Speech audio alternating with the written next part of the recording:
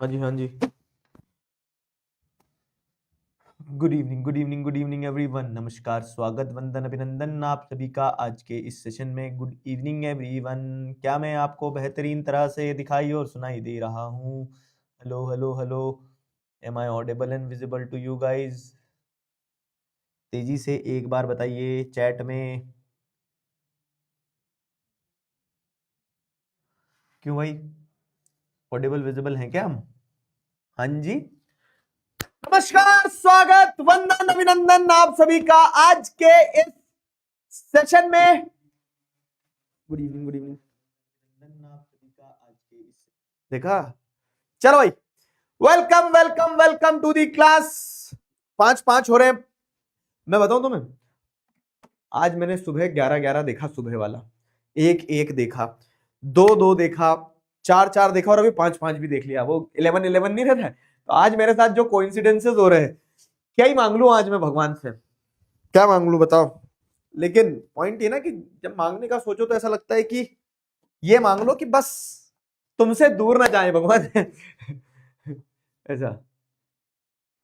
तो आज इतने सारे मेरे पास वो बोलते ना, ऑटोमेटिक हो रहा है, मेरा ध्यान जाता है एकदम से उधर, क्या रे वैसा वैसा टाइम हो रहा है। चलो भाई, तो आइए, स्वागत है आप सभी का। आप ही की क्लास है ये, ठीक है? कक्षा 10वीं के बच्चे आप ही हो, तो आपको ही पढ़ना है और मैं पढ़ाऊंगा। तो welcome everyone to the session. I hope I am audible and visible to you guys. चलो भाई, बढ़िया। How is it going? कैसा चल रहा है?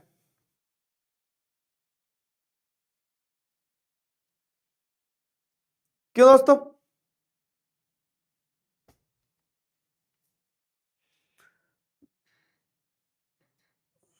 बढ़िया। कल के चैप्टर के क्वेश्चन आंसर्स लिख लिए हैं।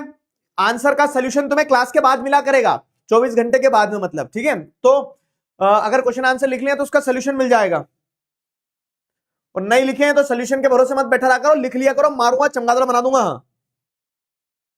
बहुत गुस्सा आती है मुझे, मैं बहुत खराब आदमी हूं, बहुत मारता हूं बेटा, ध्यान रखना, ठीक है?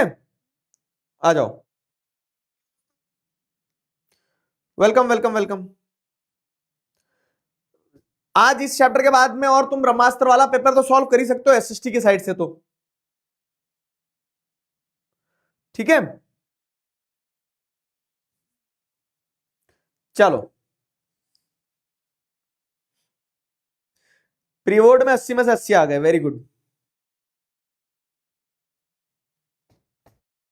बढ़िया।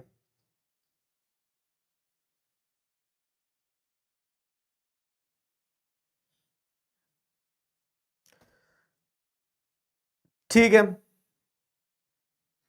अगर पेपर सॉल्व नहीं करोगे तो मारूंगा ना, और पेपर सॉल्व कर लियोगा तुम तो मेरे प्यारे बच्चे हो, फिर तो तुम्हें गुलू गुलू कर दूंगा मैं। ठीक है, फिर तो तुम्हें गुलू गुलू कर दूंगा ना।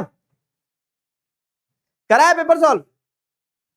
हाँ, ये होम डिलीवरी वाली सर्विस है, मारने वाली, घर आके ही मारेंगे ना, ऑनलाइन थोड़ी ना पिटाई हो जाएगी तुम्हारी।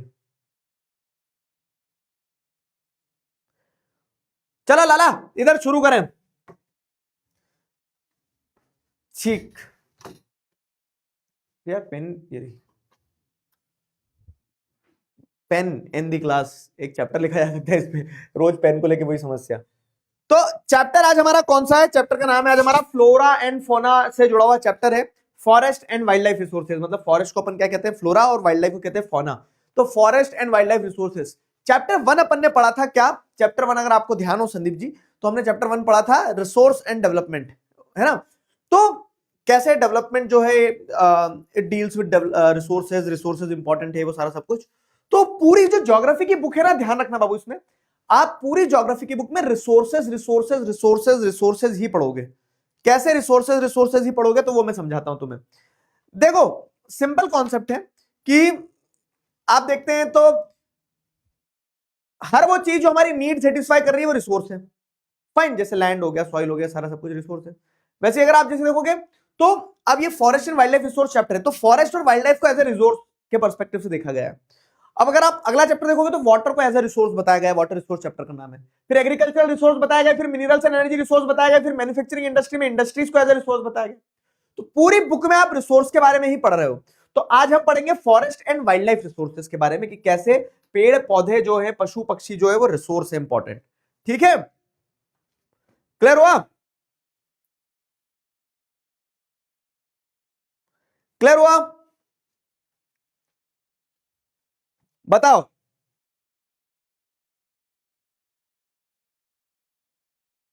हो गया क्लियर? बढ़िया। संदीप सर को पढ़ाने का बोलो, 10,000 कमेंट हो चुके हैं। क्यों नहीं पढ़ा पा रहे हो तुम, ये बताओ ना मुझे। डर गए हैं? नहीं डरे? पढ़ाओ। पढ़वाएंगे दोस्तों, रुको जरा। संदीप सर से क्या पूरी टीम से पढ़वा देंगे। तो अब आया ना ऊंट पहाड़ के नीचे। अभी तक मुझसे वीडियो बनवाते थे टीम डीएसआर वाले चैनल पे। अब मैं इनकी ना फील्डिंग सेट कर दूंगा। इनसे पढ़वाऊंगा, रुको जरा एक दिन। ठीक, डन। अपन दोनों एक टीम में, इन सबका अपन फील्डिंग सेट करते हैं।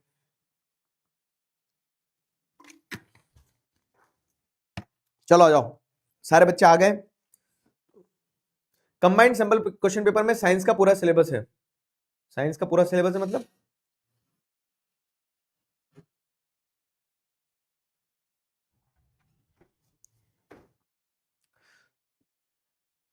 फौना का मतलब ये होता है बाबू। फौना मतलब क्या होता है ना, जो जानवर है, पशु पक्षी है, वो फौना की कैटेगरी में आते हैं, और पेड़ पौधे जो है वो फ्लोरा की कैटेगरी में आते हैं। तो ऐसे फ्लोरा और फौना होता है। ठीक है, ऐसे फ्लोरा और फौना होता है। तो अब अगर हम चैप्टर शुरू करें तो देखो, प्रकृति से जुड़ा हुआ ये चैप्टर है, forest and wildlife resources. तो हम वही बात कर रहे हैं कि जो नेचर है, उस नेचर पे हम कैसे डिपेंडेंट हैं। तो देखो, we share earth with many living beings.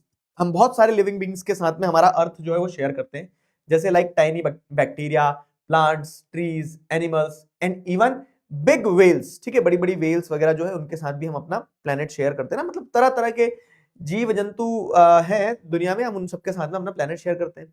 तो all living things including humans are part of nature and we depend on this natural system to live. तो सारी जितनी भी जीवंत वस्तुएं हैं, ठीक है, वो सब नेचर का पार्ट है और हम उनके ऊपर डिपेंडेंट होते हैं। ठीक है, वो सब नेचर का पार्ट है और हम उनके ऊपर डिपेंडेंट होते हैं। तो all living things are the part of nature and we are connected somewhere or the other. Fine. अब प्रकृति के ऊपर हम डिपेंडेंट कैसे हैं? तो देखो, सारी जीवंत चीजें जितनी भी है, जितनी भी लिविंग बींग्स हैं, उन सबको जो भी चाहिए रहता है, ऑक्सीजन चाहिए रहता है, सनलाइट चाहिए रहती है, पानी चाहिए रहता है, तो सब कुछ नेचर से मिलता है। ठीक है, तो nature keeps us alive. Plants, animals and tiny organisms clean the air, water and help us to grow our foods. तो बड़ा एक सिंक्रोनाइज्ड रिलेशन आपको देखने को मिलेगा। ठीक है, एक सिंक में हम आपको देखने को मिलेंगे नेचर के साथ में। ठीक है, ऐसा सिंक कि जिसमें अपन क्या कर रहे हैं, वो हाथ धोने वाला सिंक नहीं, एक सिंक्रोनाइज तरीके से जी रहे हैं कि जहां पे, मैं आपको एक एग्जांपल बताता हूं। बिना मनुष्य के प्रकृति किसी काम की नहीं है। क्यों? क्योंकि मनुष्य नहीं होगा तो प्रकृति में खेती कैसे होगी, वो प्रकृति के रिसोर्सेज किसी काम के नहीं है। वो प्रकृति जैसी है वैसी खत्म हो जाएगी। मनुष्य है तो वो प्रकृति का वो इस्तेमाल कर रहा है, और अगर वो प्रकृति नहीं होगी तो मनुष्य नहीं रह पाएगा। ठीक है, तो वो नेचर, वो लिविंग कंडीशंस, वो भी जरूरी है। नहीं तो प्लेनेट तो मार्स भी है, लेकिन क्या है मार्स पे? कुछ भी नहीं है। समझ में आया?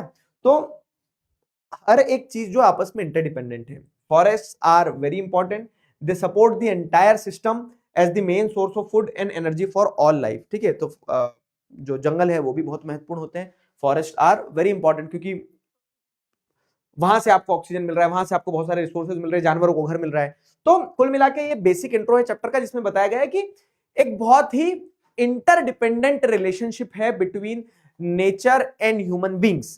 क्लियर हुआ? और ये नेचर और ये ह्यूमन बींग्स ही मिलकर क्या बनाते हैं? बायोडाइवर्सिटी बनाते हैं। तो बायोडाइवर्सिटी क्या है, इस पे सवाल बनता है कि what do you understand by biodiversity. Biodiversity से आपको क्या समझ में आता है? तो बायोडाइवर्सिटी, या फिर उसे क्या कह लो, बायोलॉजिकल डाइवर्सिटी कह लो। तो बायोडाइवर्सिटी और बायोलॉजिकल डाइवर्सिटी जो है, तो इसका कंटेक्स्ट समझना ना कि बायोडाइवर्सिटी या बायोलॉजिकल डाइवर्सिटी क्या है। तो biodiversity is immensely rich in wild life and cultivated species, diverse in forms and function but closely integrated in a system through multiple network of interdependencies। तो जब एक ऐसा सिस्टम बनता है जहां पे प्लांट्स हैं, एनिमल्स है, डेफिनेशन समझ लो बायोडाइवर्सिटी की। ठीक है, तो अलग अलग आपको वाइल्ड लाइफ है, कल्टिवेटेड स्पीशीज है, मतलब पेड़ पौधे हैं जो कि डाइवर्स इन फॉर्म है। एक हाथी एक घोड़े से अलग है, एक घोड़ा एक इंसान से अलग है, एक इंसान एक पेड़ से अलग है, एक पेड़ एक चींटी से अलग है। ठीक है, तो हम सब diverse in forms and functions हैं मेरे दोस्त। हम सब क्या है, अलग अलग प्रकार की स्पीशीज हैं, but we are diverse in forms and functions, but we are closely integrated in a system through multiple network of interdependencies. सब अलग होने के बावजूद, एक पेड़ अलग है, एक इंसान अलग है, लेकिन पेड़ और इंसान जो है तो एक दूसरे से क्लोजली इंटरडिपेंडेंट है। वो पेड़ हमें ऑक्सीजन देता है, हम उसको कार्बन डाइऑक्साइड देते हैं, तब उसके घर का खाना बनता है, और वो हमें फ्रूट देता है फिर जब हमारे घर का खाना बनता है। समझ में आया? तो क्या है बायोडायवर्सिटी? देखो एक बार में डेफिनेशन याद होना चाहिए कि अलग है सब हम, तो वी आर डाइवर्स। मतलब बायोडायवर्सिटी के हम क्या देख रहे हैं कि different different species which are diverse in forms and functions, लेकिन हम सब एक दूसरे के ऊपर डिपेंडेंट भी, अलग होने के बावजूद भी। तो diverse in forms and function, but we are closely interdependent. ठीक है, closely interdependent through multiple network of interdependencies. ठीक है, तो ये है बायोडायवर्सिटी। कितने लोगों को बायोडायवर्सिटी की डेफिनेशन समझ में आ गई है? क्लियर हुआ? क्लियर हो गया? जल्दी बताओ, बायोडायवर्सिटी की डेफिनेशन समझ में आई? बताइए बताइए बताइए।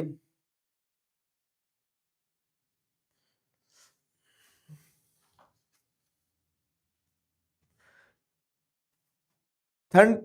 ठंड नहीं लगती भाई, हॉट हो ना। ठंड क्यों लगेगी यार, तुम जरा दिमाग लगाओ। अंदर यहाँ इतनी सारी लाइट चलती है, और इतना ये स्क्रीन भी गर्मी गर्मी गर्मी, सब गर्मी होती है। गर्मी के दिनों में तो पूछो ही मत कैसा लगता है, गर्मी में फिर ऐसे ही चलाना पड़ता है।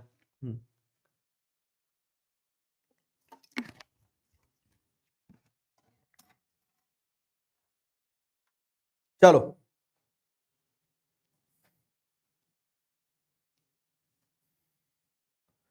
क्लियर हुआ?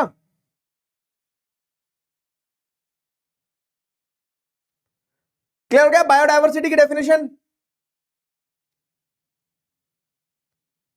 अबे बता दो, मार मार के चमगादड़ बना दूंगा नहीं तो अभी अपन ने बेसिक इंट्रो पढ़ा चैप्टर का कि कैसे हम प्रकृति के ऊपर डिपेंडेंट है, और वही डिपेंडेंस से अपना एक डेफिनेशन निकल के आया कि बायोडायवर्सिटी क्या है। तो बायोडायवर्सिटी आपको जो immensely rich wildlife vegetation मतलब देखने को मिल रहा है, जो कि diverse in forms and function है, but it is closely integrated in system through multiple network of interdependencies. ठीक है, मल्टीपल नेटवर्क ऑफ इंटरडिपेंडेंसीज के चलते हम क्लोजली इंटरलिंक्ड है।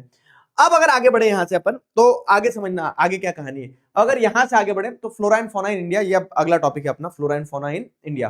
तो बेसिकली इस चैप्टर में 3 ही टॉपिक है कि इंडिया में फ्लोरा एंड फौना है, तो उस फ्लोरा एंड फौना को खतरा है, तो उसके कंजर्वेशन के लिए क्या किया, सरकार ने क्या किया कंजर्वेशन के लिए, कम्युनिटी ने क्या किया, और टाइप्स एंड डिस्ट्रीब्यूशन ऑफ वो फॉरेस्ट एंड वाइल्ड लाइफ है वो क्या है। सिंपल देखो, मैं बता रहा हूं फिर से कि आप flora and fauna in India पढ़ोगे तो इनको क्या थ्रेट्स है, एक टॉपिक ये है। अब जब खतरा है तो कंजर्वेशन की बात आएगी, तो खतरा है तो कंजर्वेशन की बात आएगी, तो इनको क्या थ्रेट्स है। अब फ्लोरा एंड फौना को अगर थ्रेट्स है, खतरा है, तो कैसे बचाओगे,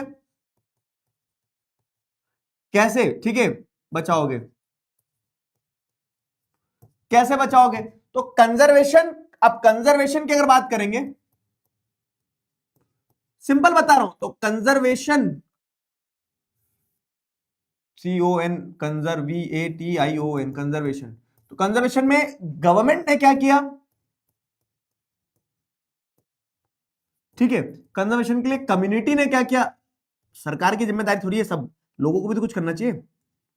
कम्युनिटी ने क्या किया, तो ये समझ लो ना, देखो टॉपिक फ्लोरा एंड फौना का एक टॉपिक इंट्रोडक्शन हो गया, कंजर्वेशन गवर्नमेंट ने क्या किया, कम्युनिटी ने क्या किया, तो दो, एक इंट्रो, 2 टॉपिक 3 टॉपिक, और एक आखिरी टॉपिक जो आपको पढ़ना रहेगा वो रहेगा types and distribution. Types and, आपने बचा लिया लेकिन उसको प्रॉपर तरीके से डिस्ट्रीब्यूट करना, टाइप कौन सा किस टाइप में जाएगा ये भी तो समझना है। Types and distribution of forest and wild life, types and distribution of forest and wild life, बस इतने इतने इतने टॉपिक है, दैट्स इट। इतने टॉपिक है, आपको यही ध्यान रखना है, और ठीक है, समझ में आया? ये टॉपिक है अपने को जो पढ़ना है, क्लियर हुआ? ज्योग्राफी पूरी रटने वाली चीज है, यही तो गलती कर देते बेटा। ज्योग्राफी रटने वाली चीज ही नहीं है, ज्योग्राफी तो फील करने वाली, ज्योग्राफी इज लिविंग सब्जेक्ट। अभी बताऊंगा आगे, रुको जरा। तो देखो शुरू करते हैं यहां से। तो some plants and animals are found only in specific area, और इन प्लांट एंड एनिमल जो एक स्पेसिफिक एरिया में मिलते हैं उन्हें क्या कहा जाता है? Indigenous. Indigenous plants and species कहा जाता है, जो किसी एक जगह पे स्पेसिफिकली पाए जाते हैं। जैसे इंडिया में अगर जो पाए जाते हैं तो उन्हें इंडिया की इंडिजीनियस स्पीशीज कहा जाएगा। India has one of the richest biological diversity in India in the world. ठीक है, तो पूरे वर्ल्ड में जैसे अगर आप देखोगे तो जितने भी डाइवर्स प्रकार के डाइवर्स फॉर्म्स के प्लांट और एनिमल है आपको इंडिया में देखने को मिल जाएंगे। Many species are still unknown, और कितने ही इन जंगलों में स्पीशीज रह रहे होंगे जो हमें पता ही नहीं है। तो many species are still unknown. Flora and fauna are closely connected to our daily life. तो ये जो फ्लोरा फोना की हम बात कर रहे हैं, this flora and fauna are closely connected to our daily life. ठीक है, क्योंकि आप देखो तो पालतू पशु से लगा के, जंगली जानवर से लगा के, पेड़ पौधे सब कहीं ना कहीं किसी ना किसी तरह से हमारे लिए क्या है? इंपॉर्टेंट है। They are daily connected to our life. ठीक है, these resources are under threat due to human carelessness. लेकिन अब आपको समझना होगा कि जब किसी चीज का आपके पास में अनरिस्ट्रिक्टेड एक्सेस होता है तो वो चीज, उसकी अहमियत जो है वो धीरे धीरे क्या होती है? कम होते चली जाती है। तो हमारे पास इतना डाइवर्स फ्लोरा और फौना था कि हमने जिसे फॉर ग्रांटेड ले लिया। हमने सोच लिया ये पशु पक्षी जानवर ये कहां जाएंगे, तो यहीं रहेंगे। और जब हमने उनको फॉर ग्रांटेड लिया ना, तो उसके चलते क्या है? ह्यूमन केयरलेसनेस के चलते, for not adopting sensitive approach, इन सारी चीजों के चलते क्या है? हमारे बहुत सारे रिसोर्सेज जो है वो कम हो गए। तो these resources are under great threat due to carelessness. और उसी के चलते क्या है? उसी के चलते अब उसके कंजर्वेशन की जरूरत है।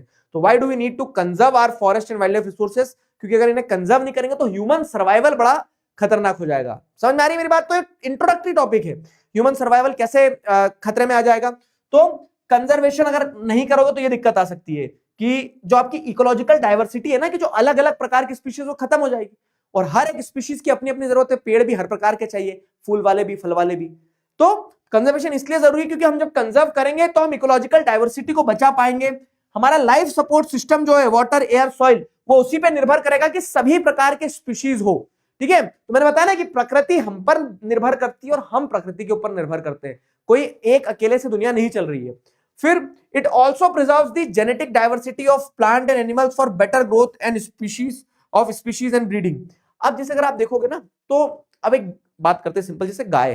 तो गाय की ही अलग अलग ब्रीड होती है। लेकिन अगर आप देखोगे कि अगर किसी भी प्रकार से कोई एक स्पीशीज को दिक्कत जा रही है, तो जो अलग अलग ब्रीड्स हैं, जो अलग अलग जेनेटिक क्वालिटीज हैं गाय की, तो अगर आप कंजर्व नहीं करोगे तो वो विलुप्त होते चली जाएंगी, खत्म होते चली जाएगी। जैसे टाइगर्स की बात करें तो पता है टाइगर भी अलग अलग प्रकार के आते हैं। रॉयल बंगाल टाइगर है, साइबेरियन टाइगर है। तो टाइगर के भी बहुत सारे टाइप्स हैं। लेकिन अगर हमने ध्यान नहीं दिया तो किसी एक प्रकार का टाइगर जो है, ठीक है, किसी एक स्पीशीज वाला, मतलब एक जेनेटिक डाइवर्सिटी वाला टाइगर जो है वो खत्म हो जाएगा, विलुप्त हो जाएगा।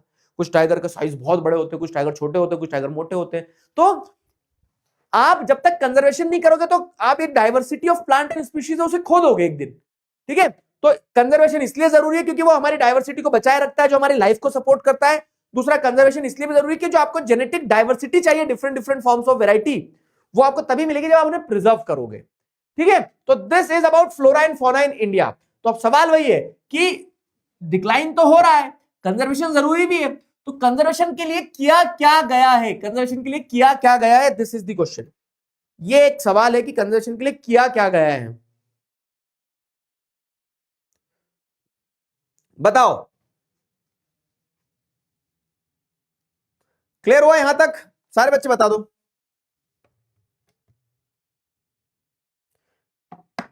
क्लियर हुआ?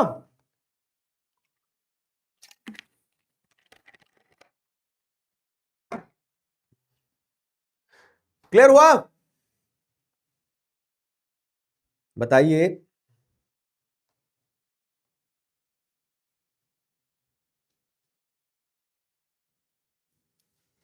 क्लियर हुआ? बोल दूंगा बेटा, पहले समझ तो लो।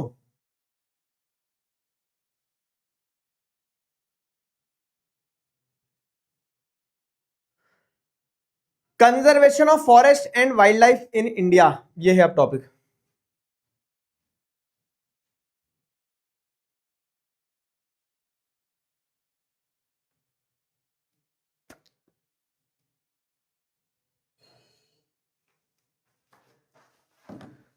Conservation of forest and wildlife in India.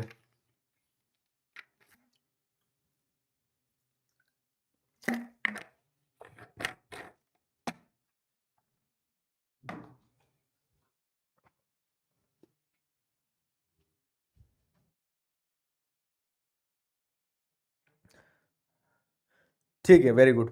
तो अब अपन वही देख रहे, देखो अब कंजर्वेशन में दो चीजें हैं। ये वाला जो पूरा पार्ट पढ़ेंगे ना, ये 1 2 3 उसके सब पॉइंट्स हैं और फिर ये चौथा पॉइंटर है। तो ये वाला पॉइंट कंजर्वेशन का गवर्नमेंट का अप्रोच बता रहा है। जैसे मैंने आपको इंट्रो में बताया था ना कि चैप्टर को ऐसे समझाना कि कंजर्वेशन जरूरी, तो कैसे करेंगे, तो गवर्नमेंट ने क्या स्टेप उठाए और कम्युनिटी ने क्या स्टेप उठाए। कम्युनिटी मतलब आप, हम सब, हमने मिलके। तो गवर्नमेंट ने क्या स्टेप्स लिए फॉर द कंजर्वेशन वो समझ रहे हैं। तो जैसे जो इन्वायरमेंटलिस्ट थे, इन्हें एहसास हुआ कि भाई खराब समय आ चुका है, लोगों ने आधे टाइगर मार दिए, लॉयन मार दिए, ठीक है, लेपर्ड्स मार दिए, चीता थे हमारे यहाँ पहले, अभी जो चीता हमने पकड़ के लाए ना अफ्रीका से और कूनो नेशनल पार्क में छोड़ा है, तो हमारे यहाँ ओरिजिनली चीता खुद थे, लेकिन हमने क्या करा पता है, 1962 के पहले तक, फैक्ट बताता हूं मैं तुम्हें, 1962 के पहले तक India was the only country in the world जहां पे लॉयन, टाइगर, चीता तीनों थे। नहीं तो दुनिया में ऐसा कोई देश नहीं है जहां पे तीनों एक साथ हो, लेकिन इंडिया एकमात्र ऐसा देश था जहां लॉयन, टाइगर, चीता सब थे। ऐसे ही थोड़ी शेरों का देश कहा जाता है।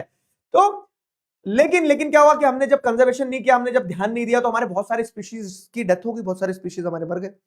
तो हमारे जब बहुत सारे स्पीशीज मर गए तो फिर हमें ये रियलाइजेशन हुआ। क्या रियलाइजेशन हुआ? फिर हमें रियलाइजेशन हुआ कि कंजर्वेशन जरूरी है। इन्वायरमेंटलिस्ट लोग जो थे उन्हें रियलाइजेशन हुआ कि कंजर्वेशन जरूरी है, तो फिर कंजर्वेशन के लिए उन्होंने कुछ स्टेप्स उठाए। ठीक है, तो कंजर्वेशन के लिए जो स्टेप्स उठाए, तो कंजर्वेशन के स्टेप्स यहाँ पे बताए गए। तो क्या क्या कंजर्वेशन के स्टेप्स थे? तो सबसे पहला तो ये था कि 1973 में Indian wild life protection act पास किया गया, एक कानून बनाया गया। अब Indian wild life protection act के अंदर क्या हुआ, इस पे अपने आप में एक क्वेश्चन बन के आ सकता है, तो वो समझते हैं। तो Indian wild life protection act बनाया गया। तो this act was introduced to protect habitat and wildlife. ठीक है, इस एक्ट का इस्तेमाल किया गया था हैबिटाट और वाइल्ड लाइफ को प्रोटेक्ट करने के लिए, कंजर्व करने के लिए। ठीक है, तो this act was introduced to protect habitats and wildlife and to respond to growing demands from conservationists in 1960s to 70s। ठीक है, 1960s 70s की अगर बात करें तो 1960s 70s के चलते जो कंजर्वेशनिस्ट थे, एनवायरमेंटलिस्ट थे, उन लोगों ने आवाज उठाई कि अलग अलग जानवर जो उनकी पॉपुलेशन डिक्लाइन हो रही है, उनको नुकसान है, तो उनके हैबिटाट को प्रोटेक्ट करने के लिए, ठीक है, जो जरूरत थी कि एक प्रॉपर लॉ होना चाहिए। हैबिटाट मतलब उनकी जगह को बचाओ, उनकी जगह को बचा लोगे तो आप उन्हें बचा लोगे, वैसा। ठीक है, तो Indian wild life protection act पास किया जाता है। ये Indian wild life protection act, ध्यान रहेगा, this is Indian wild life protection act. अब ये Indian wild life protection act क्या पॉइंट नंबर 2 क्या है? Establishment of national park and wild life sanctuaries. ठीक है, wild life park, national park और वाइल्ड लाइफ सेंचुरी जो है उन्हें एस्टैब्लिश किया जाए। फाइन, सेकंड पॉइंट है establishment of national park and wild life sanctuaries. तो आप कैसे प्रोटेक्ट करोगे? जैसे जानवरों की और पेड़ों की स्पीशीज को प्रोटेक्ट करना है, तो आप कैसे प्रोटेक्ट करोगे? जाके गले थोड़ी लगा लोगे, तो आप एरियाज डिमार्केट करोगे, ये सारा सब कुछ काम करोगे, है ना। तो एक आपने पहले लॉ बना लिया, इस लॉ के तहत आपने क्या किया, जैसे all India list of protected species निकाली कि जो इंपॉर्टेंट प्रोटेक्टेड स्पीशीज है उनको प्रोटेक्ट किया जाए, इनको कोई हंटिंग नहीं करेगा, कोई मार नहीं सकता है, हंटिंग को आपने बैन कर दिया। लीगल प्रोटेक्शन टू हैबिटाट्स, तो जो उनका एरिया उसको लीगल प्रोटेक्शन दिया, जो अभी मैं आपको दूसरे पॉइंट में और बताऊंगा।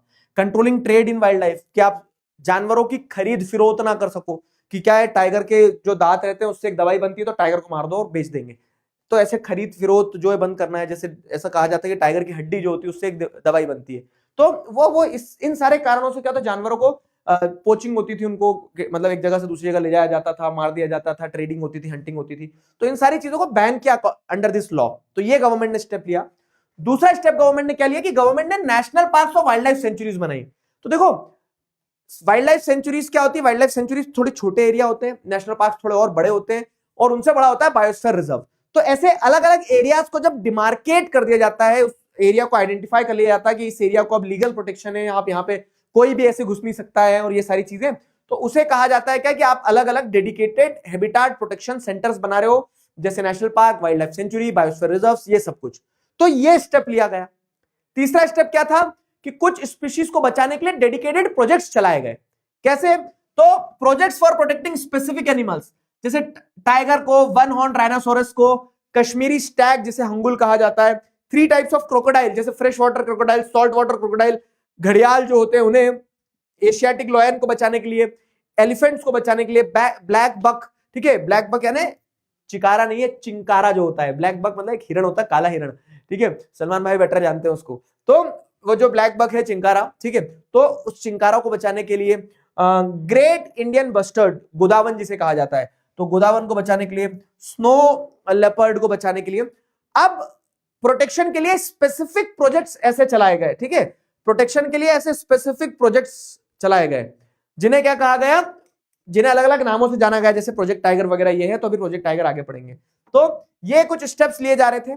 चौथा स्टेप क्या है कि over the period of time जो कंजर्वेशन प्रोजेक्ट्स थे ना, वो कंजर्वेशन प्रोजेक्ट्स अब किसी स्पेसिफिक तक भी सीमित नहीं रह गए, उन्हें और ज्यादा डाइवर्स बनाया गया कि वो बायोडाइवर्सिटी को प्रोटेक्ट करे rather than only on few specific और सम ऑफ इट्स कंपोनेंट्स। तो ऐसा नहीं कि सिर्फ टाइगर को बचाना है तो हिरण दिख रही तो हिरणों को मार देते हैं, नहीं, टाइगर ही तो हिरणों को मारेगा तभी तो टाइगर जिंदा रहेगा ना।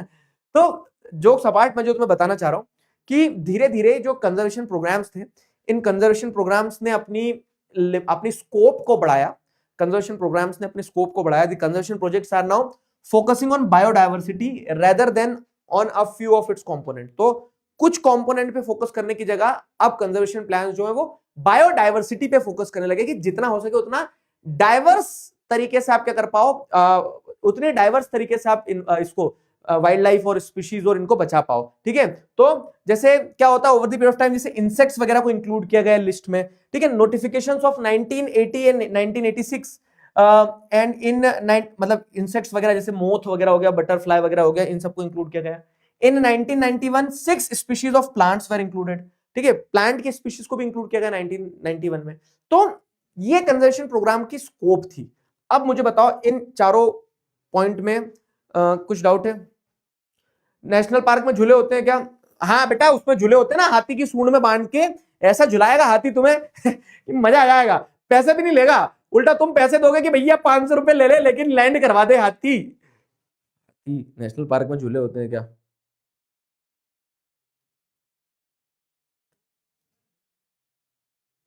एक बच्चा लिख रहा है कि चिकारा भाई की बहन है क्या? चिंकारा जो चिकारा भाई की बहन नहीं है।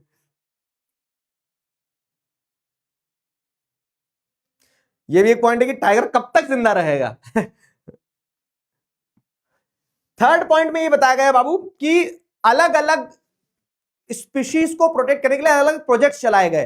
तो जैसे एग्जांपल के तौर पे आप देखोगे ना, तो प्रोजेक्ट टाइगर अभी बताता हूं आगे मैं तुम्हें।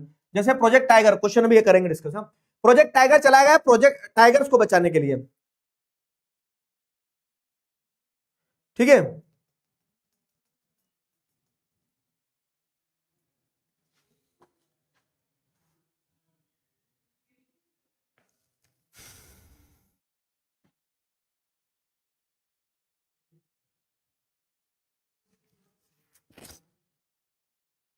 फिर पार्क क्यों बोलते हैं जब झूले नहीं है तो? फोर्थ पॉइंट में बाबू ये बताया गया कि बेसिकली क्या है ना, पहले जो कंजर्वेशन प्रोग्राम्स थे वो स्पीसीज स्पेसिफिक थे कि मतलब एक स्पीशीज को ही बचाना, लेकिन अब जो कंजर्वेशन प्रोग्राम्स है वो और एनलार्ज किए जा रहे हैं और वो बायोडाइवर्सिटी पे फोकस कर रहे हैं कि कैसे ज्यादा से ज्यादा जानवरों को बचाया जा सके, ठीक है। तो अब कंजर्वेशन प्रोग्राम्स जो है वो एनलार्ज किए जा रहे हैं और कैसे ज्यादा से ज्यादा स्पीशीज को बचाया जा सके उस पर फोकस किए जा रहे हैं। तो इसीलिए आप देख रहे हैं इंसेक्ट्स, प्लांट्स वगैरह इनको भी इंक्लूड कर लिया गया। ये है स्टेटमेंट, मतलब ये है उसका कंटेक्स्ट, ठीक है, ये है उसका कंटेक्स्ट।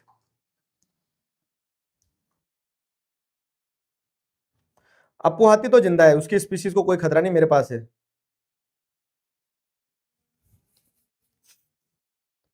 चलो, इंसेक्ट्स क्यों इंक्लूड करें? जैसे बहुत सारी बटरफ्लाई है, मैं वही बता रहा हूं कि और बायोडाइवर्सिटी को इंक्लूड किया गया कंजर्वेशन में कि कुछ बटरफ्लाई स्पीशीज है। पहले क्या होता था मैं तुम्हें बताता हूँ, तुम्हारी बचपन की कहानी है कि नहीं ऐसी। पहले से कहा जाता कि तितलियां जो होती ना, उन तितलियों मतलब तितलियां मर जाती है तो मर जाने के बाद में तितलियों को दबा दो, मतलब दफन कर दो एक तरह से। तो दफन कर देने के बाद में वो सिक्का बन जाती है। बच्चे थे, बहुत छोटा था मैं, थर्ड फोर्थ में, तो मुझे कहानी पता लगी कि ऐसा है क्या कि तितलियां जो है उन्हें दफन कर देने के बाद में सिक्का बन जाती है। अब ये एक कह सकते हैं कहानी प्रचलित थी, बच्चों को जब कहानी सुनी तो बच्चों के अंदर एक क्यूरियोसिटी रहती है। तो मैं और मेरे कुछ दोस्त मिलके, खाली प्लॉट था बारिश के दिनों में जहाँ पे मतलब बारिश जाती है और सर्दी आने वाली रहती है ना, वही अक्टूबर वाला महीना, सितंबर अक्टूबर वाला। तो उस समय बहुत सारी तितलियां उड़ रही थी एक खाली प्लॉट पे, तो हमने जाके वहां बहुत सारी तितलियों को मार दिया और तितलियों को मार के सारी तितलियों के लिए उनकी कब्र बचा दी कि अब इनको सबको दफना देते हैं, कल आएंगे तो सब सिक्का बन जाएंगी। तो बचपन में की गई उस गलती के लिए मैं आज भी सारी तितलियों से माफी मांगता हूँ। लेकिन ऐसे ही होता है कि स्पीशीज जो भी रहती है ना अलग अलग प्रकार की, तो सारी स्पीशीज बदलते एनवायरमेंट ह्यूमन कॉजेज के कारण क्या होती है, खत्म होती चली जाती है। तो इसीलिए इंसेक्ट्स वगैरह को भी प्रोटेक्ट करने के लिए प्रोविजन डाले कि कुछ बहुत यूनिक स्पीशीज है, बटरफ्लाई की है, इंसेक्ट्स की है, उनको भी तो बचाना है ना, तो वो खत्म हो जाएगी। मतलब बहुत सारी कहानियां होती थी। एक कहानी वो होती थी क्या कि दांत जो है आपका, जब दांत टूट जाता है तो उसको, दांत को घास में फेंको तो ये ऐसा बनेगा, टीन पे फेंको तो ऐसा बनेगा, और तकिए के नीचे रख के सोओगे तो ऐसा हो जाएगा। तुमने भी सुनी क्या कहानी बचपन में, जो जो हमारे साथ में अन्याय किया ना लोगों ने?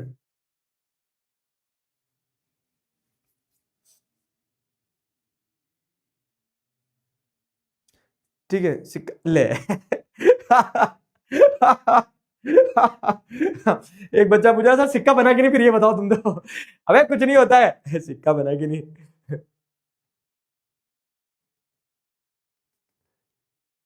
ठीक है,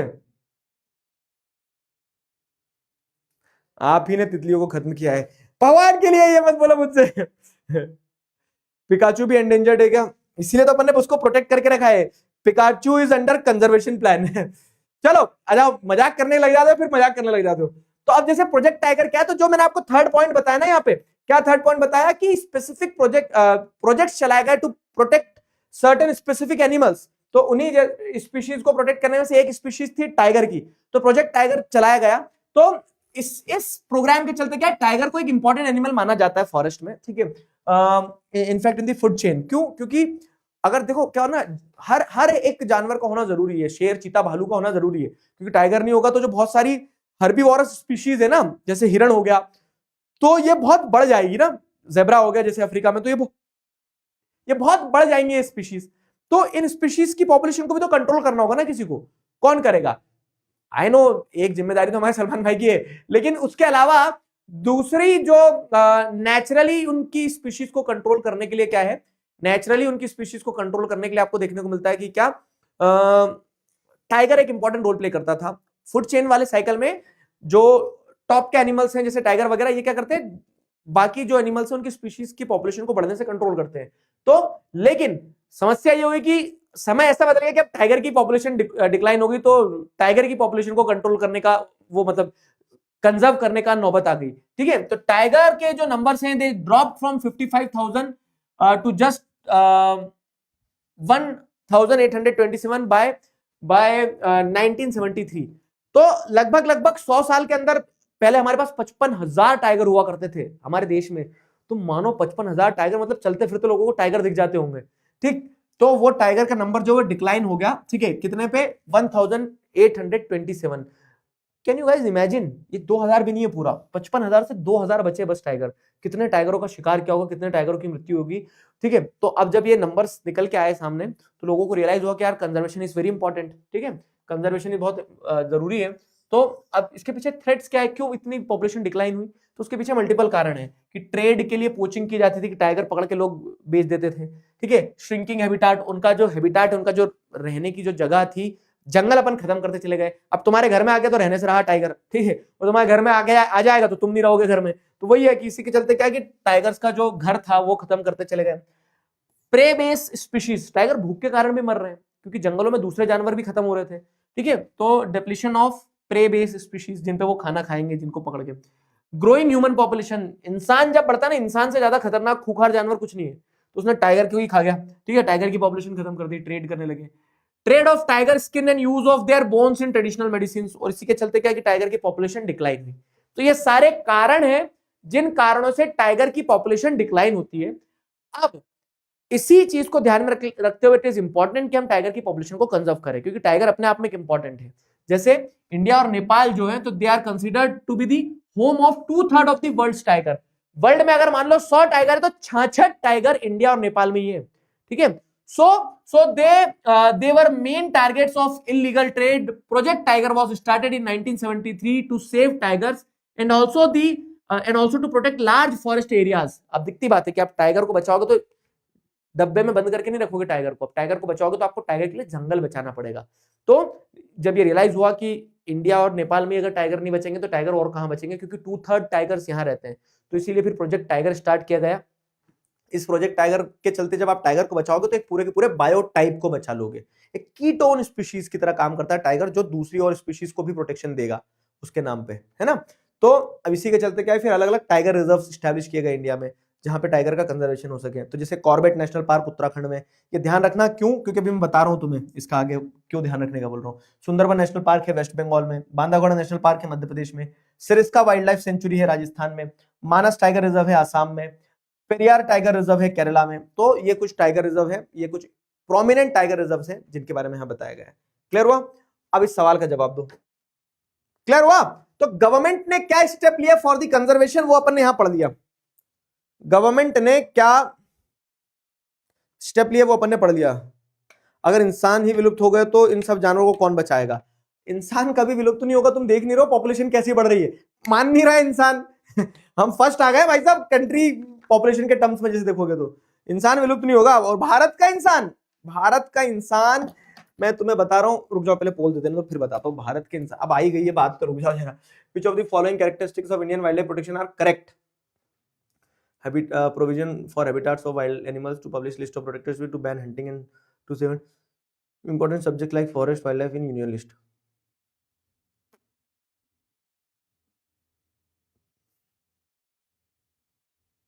ठीक है, पोल दे दिया मैंने। हाँ, कहाँ बात कर रहे थे अपन? इंसान कितना दोगला होता है वो मैं बताता हूँ। अभी क्या है ना, वीडियोस वगैरह आती रहती है, रील वील कुछ भी इंस्टाग्राम पे, जैसे अगर अपन देखो तो उसमें क्या आया, उसमें ये आया, मैंने देखा कि जो मेसी का गोट इंडिया टूर जो चल रहा है, तो उस गोट इंडिया टूर के चलते आपने भी वो क्लिप्स वगैरह देखी होगी कि ही मेट सुनील छेत्री। ठीक है, सुनील छेत्री से वो मुंबई में मिले, उनकी वहां मीटिंग हुई वैसा। तो देखो, नो डाउट लियोनेल मेसी जिन हार्डशिप से निकल के आए हैं, जो उन्होंने संघर्ष किया बचपन में, फिजिकल प्रॉब्लम्स फेस करी, और उन सब प्रॉब्लम से ऊपर आके वर्ल्ड का सबसे बेस्ट एथलीट बनना, वो अपने आप में काबिले तारीफ है। मैं उनकी पोटेंशियल पे कोई भी संशय या डाउट नहीं कर रहा हूं, लेकिन आपको ये चीज समझना होगी कि हम कहां गलत हैं। हमारी इंडिया को 20 साल से फुटबॉल में कोई दो मजबूत कंधों पे अगर लेकर चल रहा है तो वो कौन है पता है? वो एक नाम है सुनील छेत्री। जैसे हमारे इंडियन क्रिकेट प्लेयर्स को आप गॉड ऑफ क्रिकेट बताते हो, उनका वर्ल्ड वाइड जैसे एक दबदबा है, तो क्योंकि इंडिया में क्रिकेट एक डोमिनेटिंग स्पोर्ट्स है, तो वो बहुत ऑब्वियस है कि आप उनको उतना दबदबा दोगे और ये सारी चीज दोगे। लेकिन आप ये देखो कि एक ऐसा देश जहां पे क्रिकेट लोगों का एक धर्म बन चुका है, उस देश में एक ऐसे स्पोर्ट्स को कैरी करना 20 साल तक, जिस स्पोर्ट्स में लोगों के एस्पिरेशन तो है बहुत सारे, लेकिन सिस्टम का कोई वो नहीं है, और कह सकते हैं उतना ध्यान नहीं दिया जा रहा, उतना इन्वेस्टमेंट नहीं है, लेकिन उसके बावजूद भी उस स्पोर्ट्स को जिंदा रखना सुनील छेत्री के लिए दिल से रिस्पेक्ट है। पर आप क्या देख रहे हो कि इंडियन ऑडियंस जो है उस स्टेडियम में जब नारा लगाया जा रहा है कि हु इज द गोट, तो लोग मेसी का नाम ले रहे हैं। अगेन मैं बोल रहा हूं, मेसी के लिए कोई डिसरिस्पेक्ट नहीं है, पर आप ये समझो कि अगर भारत में एक खेल की बात हो रही है, फुटबॉल की बात हो रही है, और भारत की जनता वहां पे, वो व्यक्ति जिसने 20 साल तक भारत के फुटबॉल को अपने कंधों पर कैरी किया, घीसा है एक तरह से, लोग उसे अप्रिशिएट नहीं कर रहे हैं, उसे आपने मेसी की टी शर्ट डलवा दी। समझ रहे हो तुम? तो इंसान जो है ना, इंसान, अभी जो बात आ रही थी कि इंसान ही विलुप्त होगा, तो इंसान ऐसी प्रजाति है जो है ना, एकदम क्या कह सकते हो कि ऐसी डूठ प्रजाति है कि जो कहीं नहीं जाएगी। ठीक है, और उस भीड़ का कोई चेहरा नहीं, उस भीड़ का कोई वो नहीं, जिधर हवा चलती उधर चल देते हैं। क्यों? क्योंकि हाइप थी, तो लोगों ने उस चक्कर में ये भूल गए कि आप किस आदमी को डिमीन कर रहे हो, जिस आदमी ने 20 साल तक स्पोर्ट्स को कैरी किया है। This is the harsh reality guys.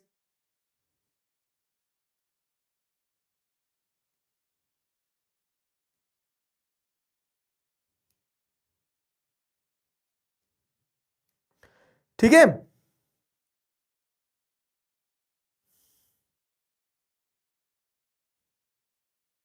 चलो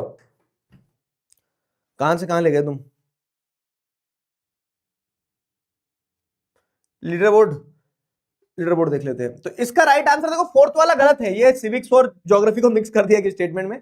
Indian wild life protection act में अगर देखोगे तो हैबिटेट वाइल्ड एनिमल को प्रोटेक्ट करने के लिए वो बनाना है, प्रोटेक्टेड स्पीशीज की लिस्ट पब्लिश करना है, हंटिंग को बैन करना है, ये तीनों पॉइंट आ जाएंगे। तो 1 2 3 आर द करेक्ट आंसर। ठीक है, चलो लीडर बोर्ड आ चुका है दोस्तों, और लीडर बोर्ड पे पहले नंबर पे दिशा जी, दूसरे नंबर पे गौरी बिजलवान, तीसरे नंबर पे अनुभव द्विवेदी, शुभस्मिता, हर्ष, तन्मय, भैयू जी, सौम्य, नीरज और रजित, अयान, ये सारे बच्चे लीडर बोर्ड पे निकले, तालियां बजा दो। अप्पू हाथी कहाँ है? अप्पू हाथी से मिलाता हूं, तो मिलाओ। चलो अप्पू हाथी जाओ, बच्चों को एक बार हाय बोल के आ जाओ। अप्पू हाथी में हवा निकलती, आ हा हा अप्पू हाथी की सूंड में से हवा निकलती, देखा? अप्पू हाथी थोड़ा सा चिकारा है ठीक, क्योंकि वो बंदूक भी है और अप्पू हाथी भी है, दोनों काम करता है वो।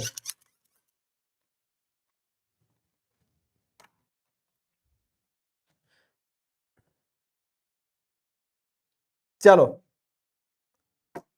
तो अब अगला सवाल ये देखो।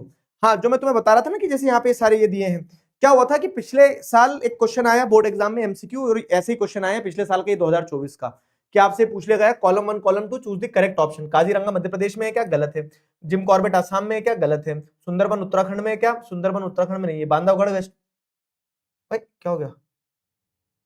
अच्छा, ऐसे करेक्ट चूज करना है, मैं वही तो सोचूं कि क्या हो रहा है। तो अब इसमें जैसे अगर आप देखोगे तो इसमें आप लगाओ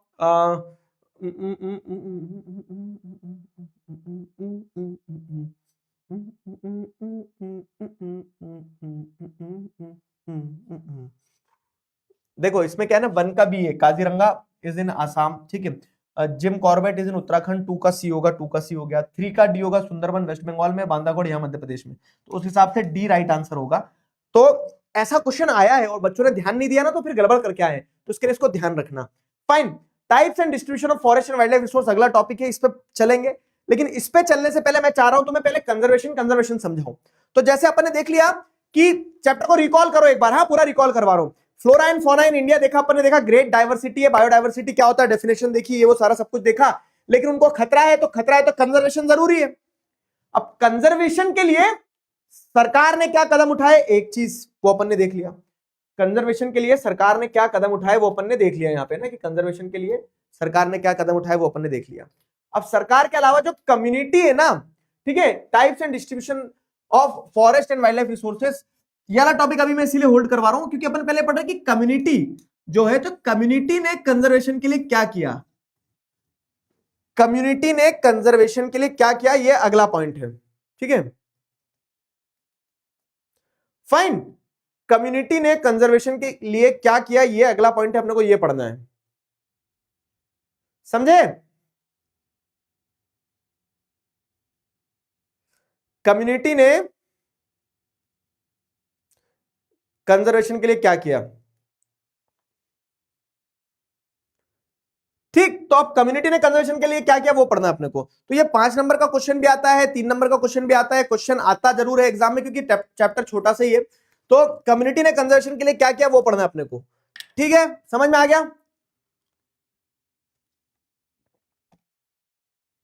आया कि नहीं समझ में, कि लिपस्टिक वाली बंदूक से गोली मारू एक? तो कम्युनिटी एंड कंजर्वेशन, तो कम्युनिटी इन कंजर्वेशन पे आते हैं अपन। तो efforts of local community in conservation, जैसे Sariska tiger reserve against mining, तो मैंने पॉइंटर्स में लिख दिया, तुम्हें ये एक एक से एक एक टॉपिक एक एक एग्जांपल ध्यान आना चाहिए। तो हम हमेशा सरकार के ऊपर डिपेंडेंट रहेंगे कि सरकार आएगी, सरकार कुछ करेगी, कंजर्वेशन में इंपॉर्टेंट रोल प्ले करेगी, क्यों, है ना, सरकार क्यों करेगी? तो यहां पे आपको समझना होगा कि community can also play a very important role in the conservation of forest and wildlife, ठीक है। तो जो कम्युनिटीज होती है अलग अलग, वो भी एक महत्वपूर्ण भूमिका निभा सकती है conservation of forest and wild life में, ठीक है। तो इसका एक एग्जांपल दिया गया, जैसे सिरस्का टाइगर रिजर्व जो था, ठीक है, तो सिरस्का टाइगर रिजर्व राजस्थान में है। तो वहां पे क्या है ना, वहां पे माइनिंग जो है, तो माइनिंग के कारण वहां के पेड़ पौधे जानवरों को नुकसान हो रहा था। तो वहां के लोगों ने, वहां के लोकल कम्युनिटी ने साइटिंग दी वाइल्ड लाइफ प्रोटेक्शन एक्ट का सहारा लेते हुए वहां पे माइनिंग बंद करवाई। क्यों? क्योंकि उससे नुकसान हो रहा था किसको, फ्लोरा एंड फौना को, फॉरेस्ट एंड वाइल्ड लाइफ को। तो ये कम्युनिटी एफर्ट है जिसमें कंजर्वेशन किया है, उसका एक एग्जांपल दिया गया, समझ में आया? तो ऐसे ही एक एग्जांपल क्या है, villagers in Alwar district of Rajasthan, ठीक है। तो राजस्थान का जो अलवर डिस्ट्रिक्ट है, तो उस अलवर डिस्ट्रिक्ट में जो गांव वाले लोग थे, तो उन्होंने क्या किया ना, 1200 हेक्टेयर ऑफ लैंड को एज सैक्रेड लैंड डिक्लेयर कर दिया and have their own rules for wild life conservation, ठीक है। तो राजस्थान के कुछ विलेजर्स, गांव के लोग इकट्ठे होते हैं एक साथ, और वो राजस्थान के सारे मतलब अलवर के जो अलवर जिला जो है, ठीक है, आपके प्रशांत भैया भी इस प्रोटेस्ट में गए थे, पता तुम्हें? तो अलवर जिले के सारे लोग जो थे उन्होंने 1200 हेक्टेयर ऑफ लैंड जो है उसको भैरवदेव धाकव सोनचुरी डिक्लेयर कर दिया, एक सेक्रेड लैंड डिक्लेयर कर दिया, बोल दिया कि ये तो देव की भूमि एक तरह से, मतलब ठीक है। और वहां पे जो वाइल्ड लाइफ है, वेजिटेशन, उसको प्रोटेक्ट करने के लिए they had their own rules and they ignored the interference of government in that. उन्होंने बोल दिया सरकार की जरूरत नहीं है, ठीक है, सरकार की जरूरत नहीं, हम खुद क्या कर लेंगे, उसको प्रोटेक्ट कर लेंगे, ठीक है, समझ में आया? तो ऐसे दूसरा एग्जांपल है कि अलवर डिस्ट्रिक्ट ऑफ राजस्थान के विलेजर्स जो हैं they came together to conserve forest and wildlife. तीसरा क्या है? तो ये दूसरा हो गया। अब इस दूसरे के बाद में अपन अब जैसे देखेंगे तो तीसरा क्या है? Chipko movement in Himalayas against deforestation. Himalayan region में पेड़ कट रहे थे, तो हिमालयन रीजन में जैसे अगर आप देखोगे सुंदरलाल बहुगुणा जो थे, तो सुंदरलाल बहुगुणा ने क्या किया पता है? कि उन्होंने एक मूवमेंट लीड किया जिसमें वो खुद जाके पेड़ों के गले लग गए, काट, पेड़ों को काटना चाह रहा हूं, हमें काट दो, पेड़ को काट दो। तो इस तरह से क्या है कि चिपको मूवमेंट स्टार्ट हुआ, कम्युनिटी ने स्टार्ट किया अगेंस्ट द डिफॉरेस्टेशन, जो पेड़ कट रहे थे उसके अगेंस्ट में। तो ये एक कम्युनिटी एंड कंजर्वेशन का एग्जांपल है। फाइन, ये 3 हो गया। चौथा क्या है? चौथा है बीज बचाओ आंदोलन इन तहरी, ठीक है। तो तहरी में बीज बचाओ आंदोलन करके एक आंदोलन शुरू किया गया। अभी जो बीज बचाओ आंदोलन है, ये क्या है बीज बचाओ आंदोलन? तो इस बीज बचाओ आंदोलन में आपको समझ में आएगा कि इस बीज बचाओ आंदोलन में जो नेटिव, मतलब कह सकते हो ना कि जो ट्रेडिशनल सीड्स थे, उन सीड्स को बचाया गया, बीज को बचाया गया, एक तरह से सीड्स की बात कर रहा हूं मैं। क्यों? क्योंकि आज जैसे आप देख रहे हो ना, जेनेटिकली मॉडिफाइड क्रॉप्स यूज की जाती है, ऐसी क्रॉप्स का इस्तेमाल किया जाता है जिन क्रॉप्स को आप क्या करते हैं, लेबोरेटरी में रेडी कर रहे हैं, उनके जीन्स के साथ छेड़छाड़ कर रहे हैं। तो इससे क्या होगा ना कि जो ओरिजिनल क्रॉप्स के सीड्स थे ना, वो खत्म ही हो जाएंगे।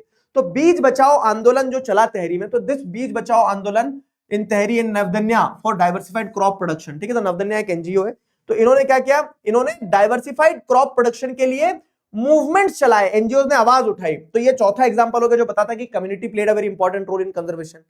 पांचवा, जैसे अगर आप पॉइंट देखोगे तो पांचवा पॉइंट क्या है? Joint forest management, JFM. तो ये जेएफएम 1988 में उड़ीसा में पहली बार हुआ, ठीक है। अब इस जॉइंट फॉरेस्ट मैनेजमेंट के चलते क्या हो गया कि where both government and public work together for the restoration of forest. देखो क्या होता है, ऐसा होता है ना कि जो सबसे ज्यादा मस्ती करेगा उसी को मॉनिटर बना दो। अब मस्ती कौन करेगा, है ना? तो वैसे ही कहना कि उड़ीसा की गवर्नमेंट ने क्या किया, उड़ीसा की गवर्नमेंट ने 1988 में जॉइंट फॉरेस्ट मैनेजमेंट चालू किया, जिसमें सरकार और जनता नुकसान पहुंचाती जंगलों को, तो जनता को ही मॉनिटर बना दिया।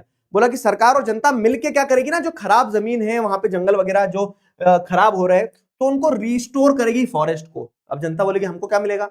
तो सरकार ने बोला कि अब तुम जंगल में जाओ, पेड़ मत काटना, पेड़ के सामान ले लो, फल फूल ले लो और लेके आओ वापस, और जब जब भी ये हार्वेस्ट होगी, पेड़ कटेंगे जब भी, तो उसमें तुम्हें हम शेयर देंगे, उसमें तुम्हें हम हिस्सा देंगे, ठीक है। तो जॉइंट फॉरेस्ट मैनेजमेंट जेएफएम जो है, तो जेएफएम भी एक 1988 में एक प्रोग्राम शुरू किया गया जिसके चलते ये चीज इंश्योर की गई, ठीक है। तो ये जॉइंट फॉरेस्ट मैनेजमेंट वाली चीज है। क्लियर हुआ ये जॉइंट फॉरेस्ट मैनेजमेंट वाली चीज? तो 1 2 3 4 5, ये पांचों चीजें क्लियर है? बताइए। तो ये 5 एग्जाम्पल्स हैं।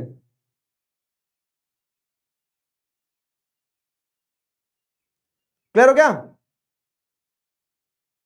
अब ज्यादा उदम होगा, मॉनिटर को बना दिया है, मॉनिटर बना दिया तो अब ज्यादा, अब देखो, अब होगी प्रिंसिपल की फील्डिंग सेट है। बदमाश बच्चों को मॉनिटर बना दिया, वो स्कूल ही बेच के आ गया, पता लग रहा है।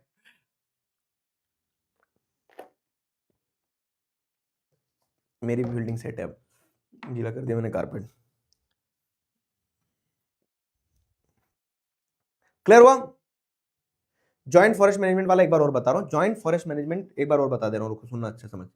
क्या हो रहा है कि सरकार को क्या करना था, जंगल बचाना था, तो इसके लिए सरकार ने जॉइंटली, जॉइंट लिखा है मतलब क्या है, जॉइंट, और कोई से जॉइंट मत समझना, जॉइंट मतलब इकट्ठा, ठीक है। तो फॉरेस्ट को मिलकर बचाया जाएगा। कौन कौन मिलेगा भाई साहब?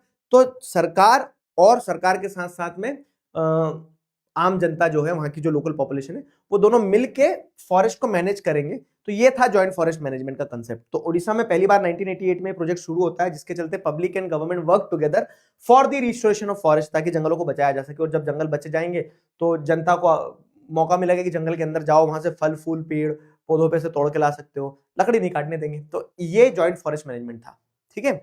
ये था जॉइंट फॉरेस्ट मैनेजमेंट। क्लियर हुआ?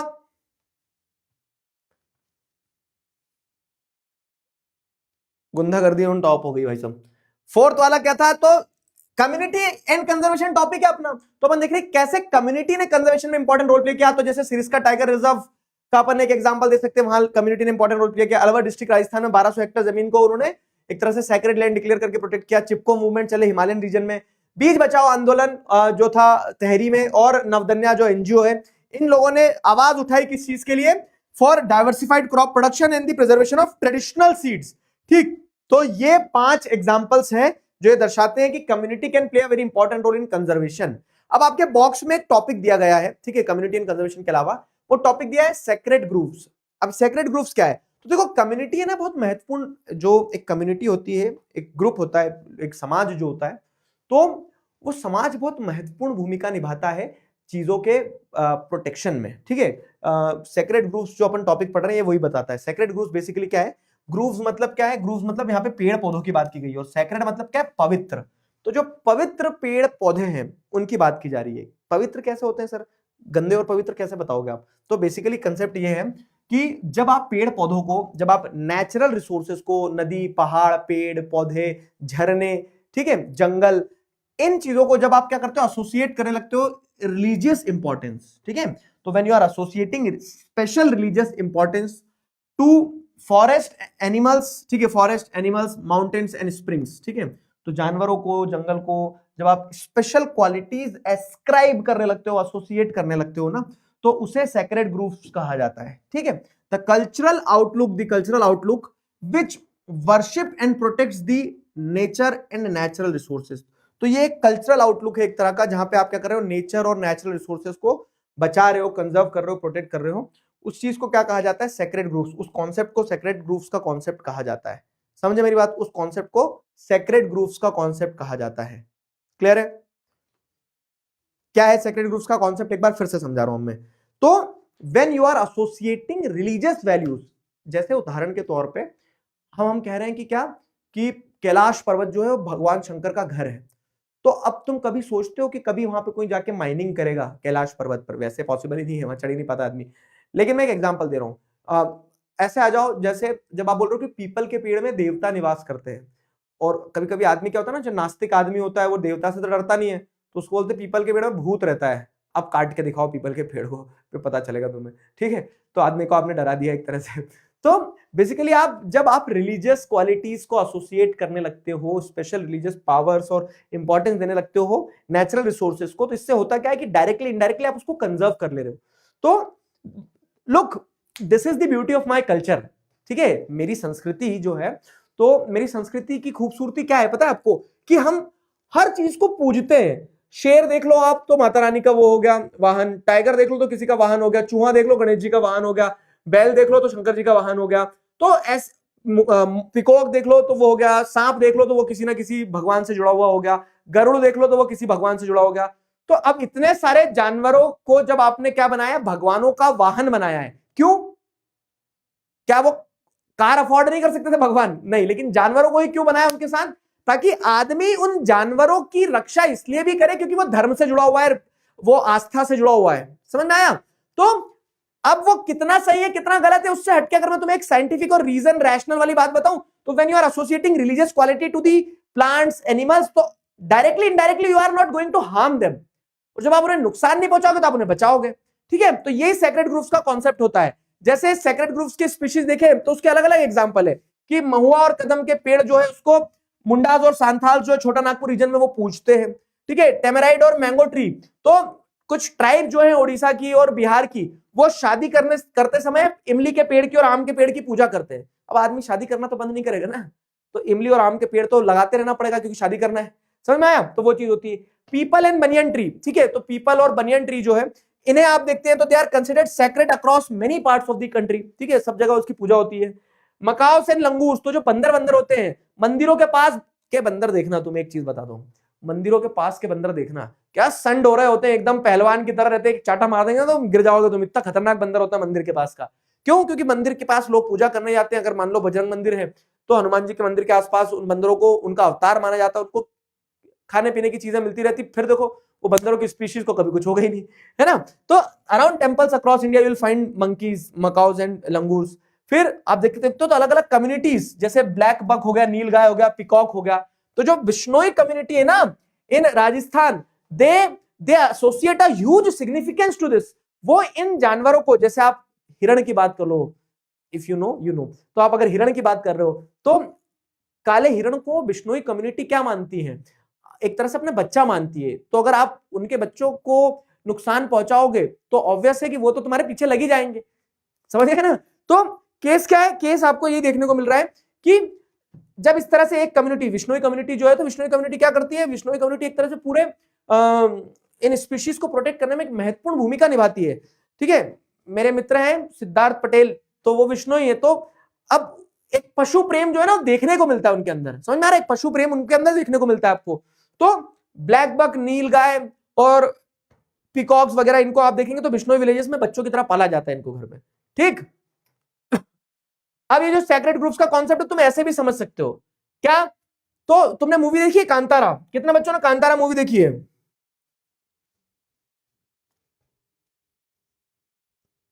कांतारा मूवी में क्या कॉन्सेप्ट है, देव के जंगल। तो अब क्या है ना कि आदमी की आस्था है कि ये जंगल देव के हैं, और जब वो आस्था है तो उसके चलते अगर आप उन जंगलों पे कब्जा करने की कोशिश करोगे, ये सारी चीजें करोगे, तो ऑब्वियस है कि फिर देव आएंगे, और देव जब आएंगे तो फिर राजा हो, रानी हो, चाहे कोई भी हो, ठीक है, उनकी सबकी फील्डिंग सेट है। तो ये जो कांतारा मूवी पूरी बनाई गई है ना, वो सेक्रेड ग्रुप्स का ही तो कॉन्सेप्ट है पूरा, कि देव के जंगल है तो उनको नुकसान नहीं पहुंचाना, नुकसान जो पहुंचाएगा उसकी फील्डिंग सेट है, समझे। तो ऐसे ये सेक्रेड ग्रुप्स का कॉन्सेप्ट था। चलो, अब सेक्रेड ग्रुप्स का हो गया अगर, तो अरे अरे अरे हाँ, इस सवाल का जवाब दो, फिर तुम्हें मैं टाइप्स एंड डिस्ट्रीब्यूशन पढ़ाता हूं।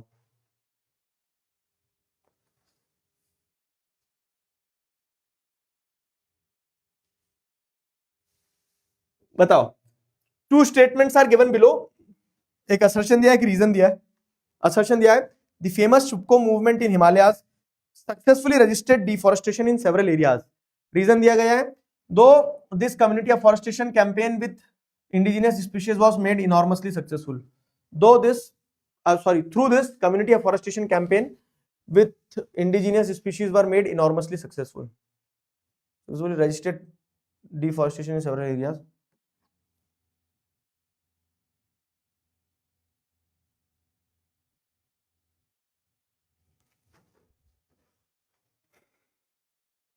बताओ क्या लगता है गाइस, 2024 का क्वेश्चन है।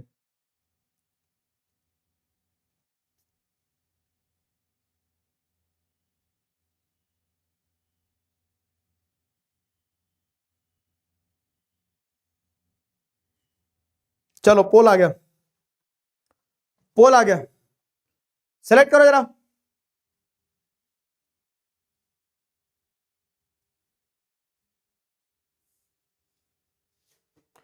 पोल आ गया, सेलेक्ट करो।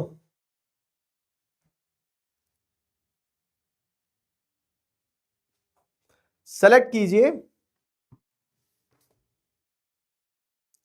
समझ आया चिपको मूवमेंट?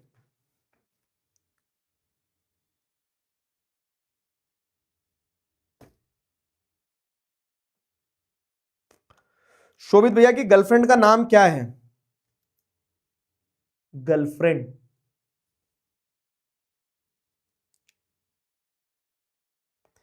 जल्दी बताओ। गुंजन बेटा क्या सवाल है, सवाल बताओ ना। सर इमली और पेड़, आम के पेड़, क्या इमली आम के पेड़, बताओ करवाऊं तेरी शादी, रुक जा जरा, इधर आ, होशियार बन रहा है शादी करवा दो। ये सब इंडिया में ही होता है कि बाकी कम्युनिटी में भी होता है? ठीक है, तो बाकी कम्युनिटीज में भी होता है, अलग अलग कल्चर है, जैसे ट्राइबल कल्चर्स अधिक दिख रहे हो ना, तो जो आदिवासी भाई होते हैं हमारे, वो उन्हीं जंगलों की रक्षा करना, जंगलों के बीच में रहना, सारा सब कुछ, तो बाकी कम्युनिटीज में भी होता है, ऐसा नहीं है। ओ भाई, मेजोरिटी बच्चों ने गलत आंसर दे दिया है। असर्शन सही है और रीजन भी सही है, and reason is the correct explanation of assertion, कि फेमस चिपको मूवमेंट जो इसमें डिफॉरेस्टेशन को खत्म किया, क्यों? क्योंकि इस चिपको मूवमेंट के चलते आपने पेड़ बचाया भी है, कम्युनिटी अफॉरेस्टेशन भी किया है, मतलब आदमी ऐसा तो नहीं सिर्फ गले लग गया पेड़ के, उन्होंने और पेड़ भी लगाए हैं। तो असर्शन भी सही है, रीजन भी सही है, reason is the correct explanation of assertion. क्या गुंडा बनोगे तुम? सौम्य शुक्ला, खुशबू सतपथी, बैकलॉग टॉपर, पीयूष कृष, प्रियांश, यथार्थ, देवांश, प्रत्युष और तनुष, ये सारे बच्चे लीडर बोर्ड पे हैं। अबे समझ में आया क्या गलती कर दियो?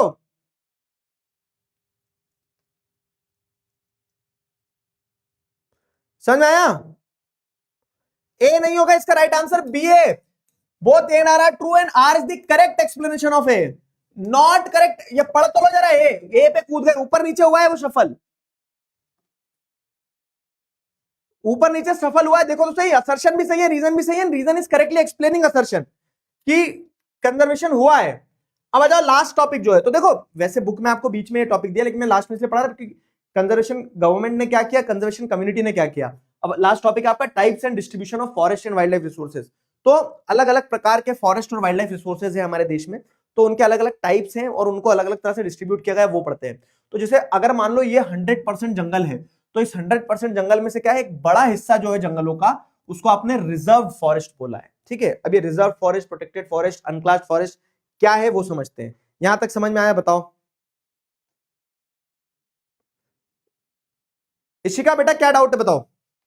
समझ में आया? शशांक, हाँ वही मैं कह रहा हूं शशांक, ऑप्शन ऊपर नीचे हुए और आंख खोल के पढ़ना पड़ता है वो, मतलब तुम बस टिक कर दे रहे हो।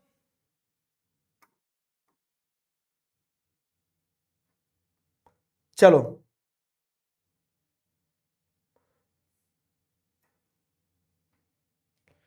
ठीक है, ऑप्शन चेंज किए, मेरी मर्जी, मेरी क्लास में कुछ भी कर दूं, तुम्हें तुम्हें तो अपना ध्यान रखना होगा ना वहां पे। आ जाओ, रिजर्व फॉरेस्ट क्या, देखो बाबू समझना, तो more than half of total forest land, जिसे most valuable section of forest माना जाता है, वो रिजर्व फॉरेस्ट की कैटेगरी में आता है। तो टोटल जंगल में से आधे से ज्यादा जंगल जो है वो किस कैटेगरी में आएंगे?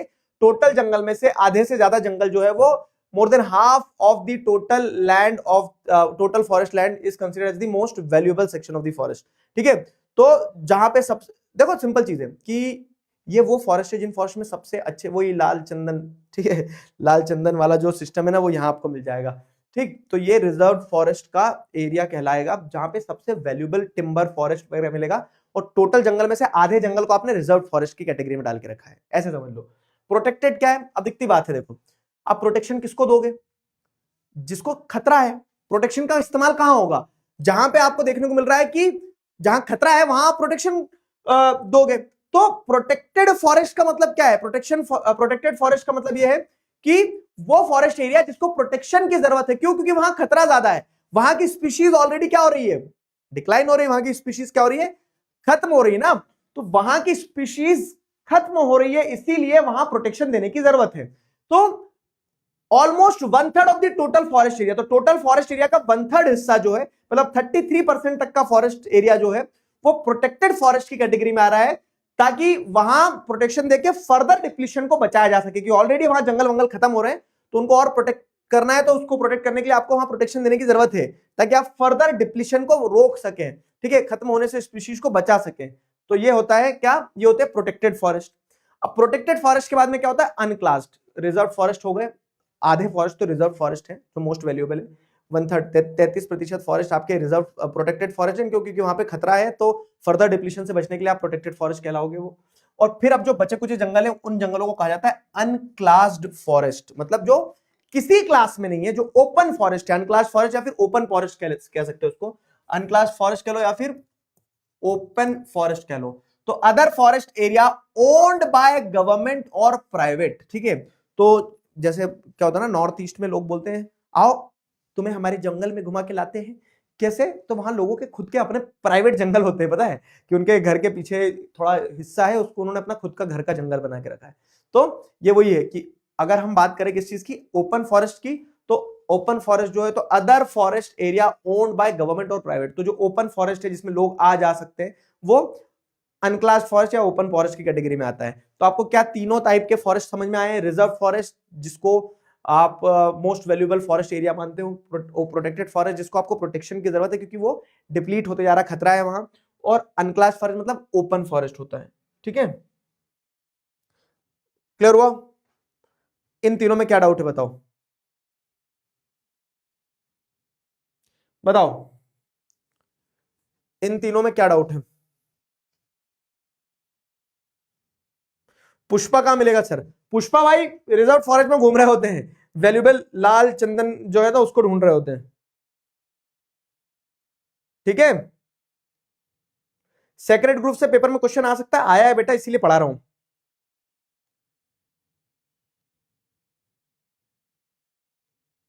ठीक है, समझ में आया? अब अगर आप देखोगे ना तो जो आपका रिजर्व फॉरेस्ट है और जो प्रोटेक्टेड फॉरेस्ट है, ये दोनों ऐसे जंगल है जिन जंगलों को आप खत्म नहीं होने दोगे कभी भी। रिजर्व में मोस्ट वैल्यूएबल प्रोडक्ट्स हैं, और प्रोटेक्टेड को तो आप बचा ही इसलिए क्योंकि उसको खतरा था। ठीक है, वो खत्म हो रहा है, डिप्लीट हो रहा है, इसलिए बचा रहे हैं। तो उसको तो बचा रहे हैं तो मतलब और आगे ग्रो करेंगे। तो these two forest combined are known as permanent forest. ठीक है, ये वो परमानेंट फॉरेस्ट, क्या इसको खत्म कर दे सर? अनक्लास को खत्म इसको भी नहीं करना मेरे दोस्त, हमें तो जंगल बढ़ाना है। और लेकिन रिजर्व फॉरेस्ट और प्रोटेक्टेड फॉरेस्ट दोनों को साथ मिलाकर अपन क्या कहते हैं? रिजर्व फॉरेस्ट और प्रोटेक्टेड फॉरेस्ट दोनों को साथ मिलाकर बनता है परमानेंट फॉरेस्ट। ठीक है, दोनों फॉरेस्ट को मिला के साथ मिला के बनता है परमानेंट फॉरेस्ट। तो Madhya Pradesh has the largest area under permanent forest, constituting 75% of the total area.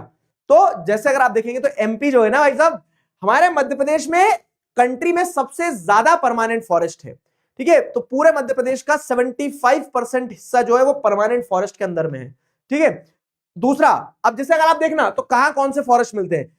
Jammu Kashmir, Andhra Pradesh, Uttarakhand, Kerala, Tamil Nadu, waste Bengal, Maharashtra, ये वो स्टेट्स हैं। देखो जम्मू कश्मीर में अच्छे अच्छे पेड़ हैं, ठीक है, आंध्र प्रदेश में वो लाल चंदन की लकड़ी, उत्तराखंड, केरला, तमिलनाडु, तो ये वो स्टेट्स हैं जहां पे आपको क्या देखने को मिल रहा है कि there is a large percentage of जो फॉरेस्ट है इस एरिया में, वो लार्ज परसेंटेज ऑफ एरिया जो रिजर्व फॉरेस्ट की कैटेगरी में। क्यों? क्योंकि यहां आपको देखने को मिलेगा वैल्यूएबल सेक्शन ऑफ फॉरेस्ट देखने को मिल जाएगा। फिर क्या है, अब प्रोटेक्टेड फॉरेस्ट किन स्टेट्स में रहेंगे? तो लॉजिक लगाओ, जैसे आप देखोगे बिहार, हरियाणा, पंजाब, हिमाचल प्रदेश, तो बिहार, हरियाणा, पंजाब में खेती हो रही, बिहार में बहुत पॉपुलेशन है, तो यहां इन्हें जंगल साफ करते चले गए, खच खच खच खच पेड़ काट दिए सारे। तो इन स्टेट्स में आपको क्या देखने को मिल रहा है? बिहार, हरियाणा, पंजाब, हिमाचल प्रदेश, उड़ीसा, राजस्थान, तो they have bulk of their forest under protected forest. ठीक है, तो यहाँ के जंगलों का ज्यादातर एरिया प्रोटेक्टेड फॉरेस्ट है। क्यों? क्योंकि वहां पे बहुत ज्यादा नुकसान हुआ था, अब उन जंगलों को बचाना है। फिर आप देखोगे जैसे नॉर्थ ईस्टर्न स्टेट्स, अब क्योंकि नॉर्थ ईस्टर्न स्टेट्स में क्या है, ट्राइबल पॉपुलेशन ज्यादा रहती है, तो नॉर्थ ईस्टर्न स्टेट्स में सबसे ज्यादा आपको अनक्लास्ड फॉरेस्ट मिलेंगे। ठीक है, तो north eastern states have a very high percentage of their forest under unclass section manage by local communities. तो लोकल कम्युनिटीज या गवर्नमेंट जो वो मैनेज करती है। तो अनक्लास फॉरेस्ट आपको कहां मिलेंगे? ज्यादा नॉर्थ ईस्ट में मिलेंगे। समझ में आया? तीनों कैटेगरीज में कुछ डाउट हो तो पूछो। ठीक है, जंगल ज्यादा है तो सर फिर तो आप जंगली हुए ऐसा लिख रहा है एक बच्चा, काट खाऊंगा बेटा, सोच लेना। जो बच्चा लिख रहा है ना मध्य प्रदेश में ज्यादा फॉरेस्ट है सर, आप तो फिर जंगली हुए, शिकार कर लेते हैं हम, सोच लेना मध्य प्रदेश वाले। क्लियर हुआ?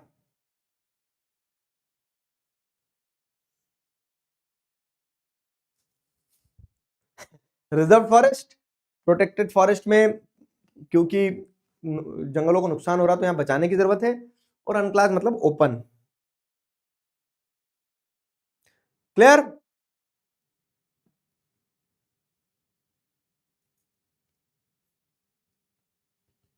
अगर माइनिंग करनी है तो गवर्नमेंट परमिशन मिली हुई है, माइनिंग पॉसिबल है प्रोटेक्टेड और रिजर्व फॉरेस्ट में। दिया क्या साइड बिजनेस शुरू करने का सोच रही हो क्या? मतलब उसमें भी देखो रूल्स रेगुलेशन होते हैं, जैसे सिरिस्का टाइगर रिजर्व में वहां की लोकल कम्युनिटी ने प्रोटेस्ट करके बंद करवा दी ना माइनिंग, तो ऐसा रहता है। ठीक है, चिंकारा है ना, ब्लैक बक, काला हिरण जो होता है उसे चिंकारा कहा जाता है। ठीक है, परमानेंट फॉरेस्ट मतलब कि दोनों फॉरेस्ट को एक साथ मिला देंगे तो परमानेंट फॉरेस्ट कहा जाता है। ठीक है, क्योंकि ये वो फॉरेस्ट है जिसको आपको बचाना है, परमानेंट रखना है। तो अगर जैसे देखा जाए तो रिजर्व और प्रोटेक्टेड दोनों फॉरेस्ट मिला के मध्य प्रदेश ऐसा स्टेट है जिसके टोटल फॉरेस्ट एरिया में से 75% फॉरेस्ट एरिया जो है वो परमानेंट फॉरेस्ट की कैटेगरी में आता है। ठीक है, चलो तो अपन ये सारे क्वेश्चंस कर लिए। अब देखो इस चैप्टर के कीवर्ड्स क्या क्या है, जैसे बायोडायवर्सिटी अपन ने पढ़ा था, तो various types of plants and animal species जो कि डाइवर्स है फॉर्म्स फंक्शन में, बट क्लोजली इंटीग्रेटेड है through a system of multiple network of interdependence, तो बायोडायवर्सिटी कहलाई। Indian wild life protection act, flora and fauna, project tiger, ऐसे सारे जो कीवर्ड्स आ सकते हैं, reserve forest, protected forest, अनक्लास forest, permanent forest, तो उसके सबके definition, joint forest management, Beej Bachao Andolan, sacred group, चिपको मूवमेंट, सबकी डेफिनेशन लिख दी है। होमवर्क क्वेश्चन में 1, 2, 3 ये एमसीक्यू है और 3 एमसीक्यू के बाद में 5 डिस्क्रिप्टिव क्वेश्चन है। तो देखो अपन ने जो टॉपिक्स पढ़े वही, importance of forest and wildlife, तो आप बताओगे कि हमारा लाइफ सपोर्ट सिस्टम जो है फॉरेस्ट एंड वाइल्ड लाइफ पे डिपेंडेंट होता है, जेनेटिक डाइवर्सिटी इंपॉर्टेंट है, तो इसीलिए फॉरेस्ट और wildlife important role play करते हैं। 2 measures for the conservation of wildlife, तो इसमें आप क्या लिख सकते हो, 2 मेजर्स जो कंजर्वेशन लिए, हंटिंग को बैन करना, ठीक है, इलीगल ट्रेड ऑफ एनिमल जो उसको बैन करना, तो ओपन क्वेश्चन है और ये 2024 में आया भी है ये, ठीक है। तो जरूरी नहीं कि हमेशा हर सवाल एकदम सीधा जैसा बुक में लिखा वैसी है, कॉम्पिटेंसी बेस्ड क्वेश्चंस का परसेंटेज बढ़ चुका है, ठीक है। तो उस कॉम्पिटेंसी बेस्ड क्वेश्चन के परसेंटेज को, बढ़े हुए परसेंटेज से अगर आपको क्या करना है ना, अपने आप को अडेप्ट करना है कि आप टैकल कर पाओ, तो आपको इसलिए ये चीजें समझना होगी, ठीक है। What has been the contribution of the Indian wild life protection act in protecting animal habitat in India, ठीक है। तो Indian wild life protection act का क्या कंट्रीब्यूशन रहा है, तो Indian wild life protection act में आप बताओगे कि 1973 में Indian wild life protection act जो आया, तो उस Indian wild life protection act के चलते क्या है, आपने एक लिस्ट ऑफ एंडेंजर्ड स्पीशीज निकाली, प्रोटेक्शन दिया है वो, तो जो Indian wild life protection act के अंदर सारे पॉइंट्स पड़े थे वो, ठीक है। How would you differentiate reserve forest and protected forest, तो reserve forest most valuable forest की कैटेगरी में जाएंगे, प्रोटेक्टेड फॉरेस्ट वो जिनको प्रोटेक्शन की जरूरत है फर्दर डिप्लीशन से, ठीक है, वो लिखोगे आप। रिजर्व फॉरेस्ट जैसे आप जम्मू कश्मीर, आंध्र प्रदेश वगैरह में ज्यादा मिलते हैं, प्रोटेक्टेड फॉरेस्ट आपको बिहार, यूपी, हरियाणा, क्या बोलते हैं, पंजाब, हरियाणा, यहां मिल जाएंगे।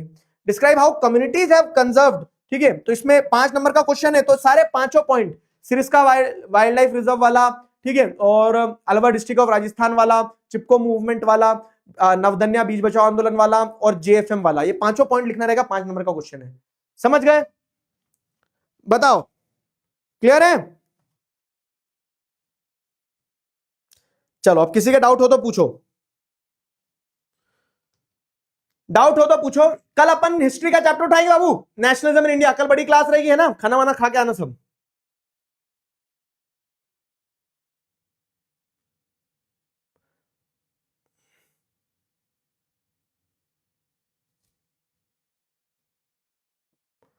क्लियर है?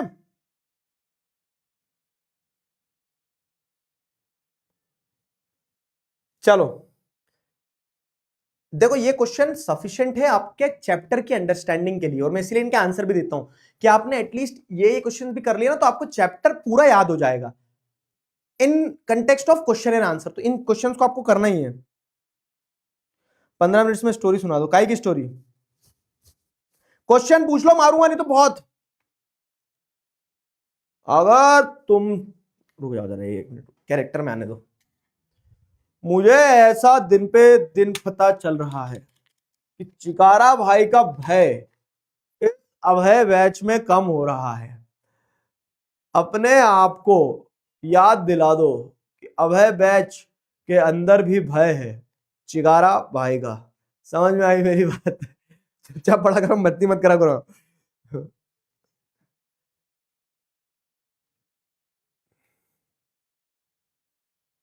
ठीक है, कल अपन हिस्ट्री का चैप्टर करेंगे, गांधी जी वाला अपना मजेदार चैप्टर है नेशनलिज्म इन इंडिया। ठीक है, तो कल सारे बच्चे तैयार रहना, नेशनलिज्म इन इंडिया वाला चैप्टर जो है उसे कल अपन उठाएंगे। ठीक,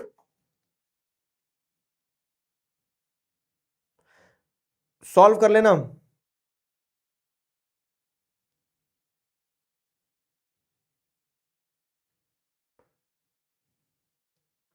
ठीक है, कंबाइंड सैंपल पेपर भी सॉल्व कर लेना। और सेक्रेट ग्रुप से कोई भी क्वेश्चन आता है क्या? अरे कुछ टॉपिक है इसीलिए तो पढ़ेंगे ना, क्वेश्चन आएगा क्यों नहीं आएगा? बंदूक नहीं चल रही एक तो यार।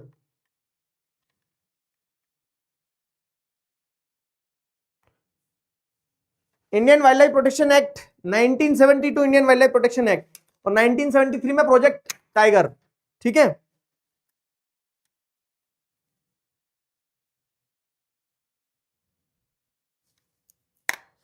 चलो ये क्या सवाल है, मैं पूछ रहा हूं, सवाल पूछ लो कोई भी। तो एक बच्चा क्या बोल रहा है, सर आप कौन सा हेयर ऑयल यूज करते हो ये बता दो। वाह,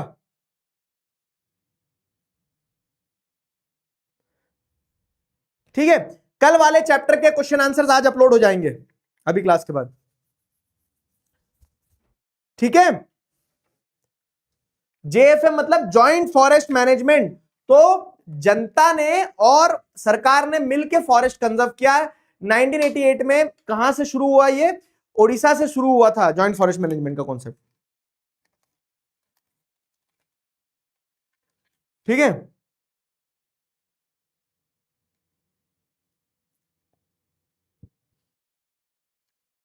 एक बार साइमन गो बैक बोल दो, कल बोलूंगा, कल 4 बार चिल्लाएंगे।